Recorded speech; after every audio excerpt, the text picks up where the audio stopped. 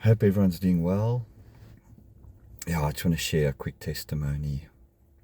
And I was thinking of the woman that touched the hem of Jesus' garment. You know, there were so many people crowding around him that day, shoving and bumping, and there were crowds.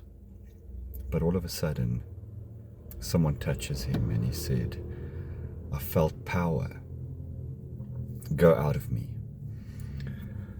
And I'm not going to tell the whole story, but it goes back to just us spending some time in Tabazimbi, and the Lord gave us an image of what He wants to do of us over South Africa, like raise up a spiritual council to stand in the gap. And after that, a very, very precious friend of mine, she gave me a gift, and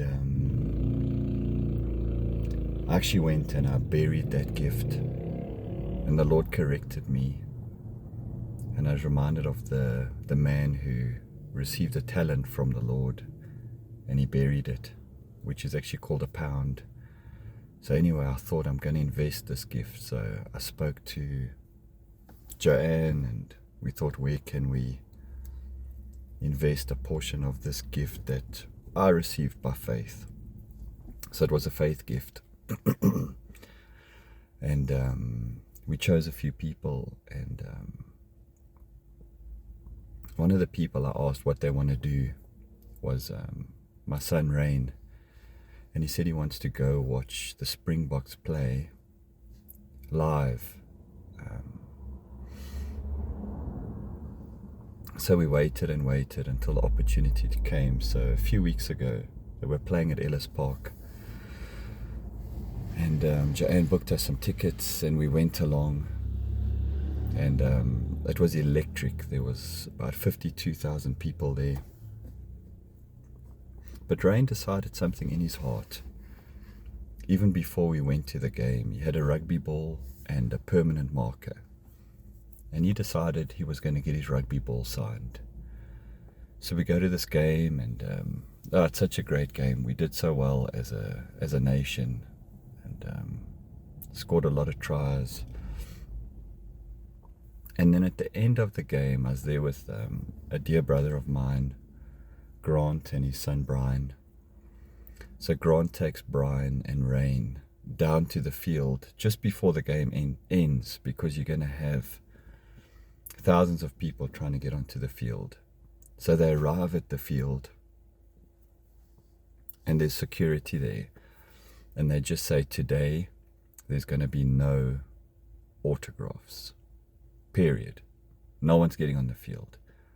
Rain walks back up the grandstand, his head's down, he's got his ball and his pen, and we got like a park and ride. So we walking around the stadium, heading towards our car, and I can see he's really down and he really wants this. So we pass another entrance, and I say to him, let's try go down another part of the grandstand. So we go down, we arrive, now we're at the field, and the Springboks are actually doing their walk around, just like greeting everyone. And Rain and Brian are standing on this wall. You've got a wall with like a ditch, and then you've got a fence. It's like crowd control, so like people can't riot onto the field. So it makes it very difficult for people to get onto the field. So he's standing on this wall, and he's got his ball and he's got his pen, and he's trying to get someone's attention as the Springboks are walking probably about 20 meters away from us. No one sees him. Now again, he's disappointed, but he knows what he wants. So I ask him to give me his ball, climb down the ditch, and just go for it. So I've got his ball, he climbs down, he's walking across this trench, and the security already notice him. Now he has to climb up an embankment and over a fence. And he's climbing on the fence, and eventually he's got 1 foot over. So he's got 1 foot on the left, 1 foot on the right. And he's holding onto the fence because he's very unstable. As he's holding on there, a security guard grabs his hand. And he's so determined, like, you're not going anywhere. And Rain's looking this guy in the eyes, and this guy's looking at him, and I can see there's such a transaction of emotion that's happening. And then an amazing thing happens. This security guard loosens his grip just a little bit, and Rain slips his hand out. He jumps over the fence. Now he's on the field. I throw him the ball. He grabs it. Now he has to climb over all the TV screens, and he starts running. Now the security are alerted, and they start chasing him. And I kind of saw like one guy try to tackle him, and he sidesteps a guy, and he's running and running and running with such perseverance. Eventually, he gets quite close to the Springboks, and a security guard tackles him. Shame, a little 9-year-old boy tackled by a security guard. And maybe you'd think, wow, the story ends there. But I think the Springboks, he already got their attention, and someone calls him over and says, what do you want? And he says, I just want a signature from Cheslin Kolbe. And they start looking around and say, oh, we don't know where he is. But eventually they find him, and he gets a hug from Cheslin Kolbe, and he gets his ball signed. But now I lost him. I lost my son in a huge mass of people. But by the grace of God, one of the people managing the field takes him by the hand and brings him across to our side, and I find him. Now he's got his ball signed. Now we're walking back up the grandstand, and we're heading towards our car. One of our friends has come to fetch us, but there's people everywhere, and people are drunk, and some are falling over. I've got Brian and Grant ahead of me, Rain behind me, and I'm trying to keep everyone together, because you know what it's like in a crowd. Eventually we're on the road, and I look back, and Rain is gone. And I see Grant and Brian just a little bit ahead, and I just give 2 loud shouts. Rain! Rain! I see the crowd open a little bit, and there he is. And he just looks at me and says, someone stole my ball. And we're looking around, and there's some drunk woman. She just grabbed the ball out of his hand while he was walking. Now she's got it. And then she stumbles and she drops it. And we got the ball again. Eventually we make our way to our vehicle, and we're driving home, and everyone's safe. But you know, certain principles really struck me that day.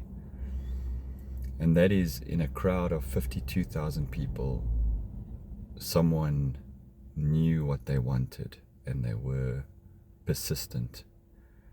And they pressed through all of the odds, and they wouldn't take no for an answer.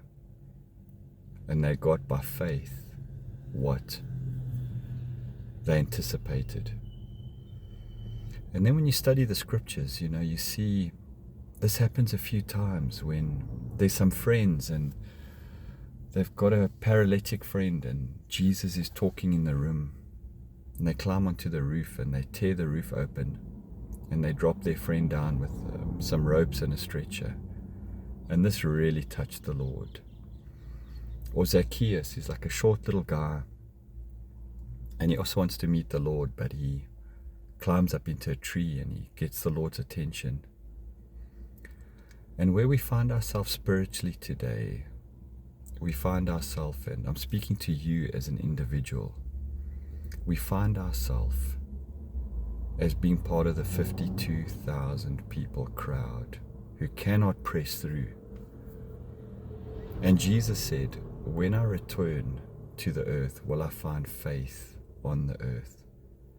Today's a time more than ever where we actually need men and women of faith, and no one's going to do it for you. No cell group will do it for you. No Bible school will do it for you. No YouTube channel will do it for you. You have to break through. And I was just speaking to my eldest son now, and I was just reminded again. You know, David said, "Praise him, ye heavens of heavens, and ye waters above the heavens." A real picture of baptism is when we're baptized on earth, we go into the water and we come out of the water. But you know, above us, there is the second heavens. And within these second heavens, there is the principalities and powers. And their job is to keep us enslaved in our own minds and in the matrix, in this world system that we're born into, where Satan is the prince of the air. But how few people will break through the second heaven, find themselves standing on the sea of glass. This is what Revelation calls the overcomers. And I saw them that overcame the name, the mark, the image, the beast, and the number, standing on the sea of glass, singing the song of Moses and the Lamb. Today there's a call for incredible faith to break through and to touch the throne. And I just want to encourage you, don't be one of the crowd that's just bumping. Be the one who reaches and touches, and power is released.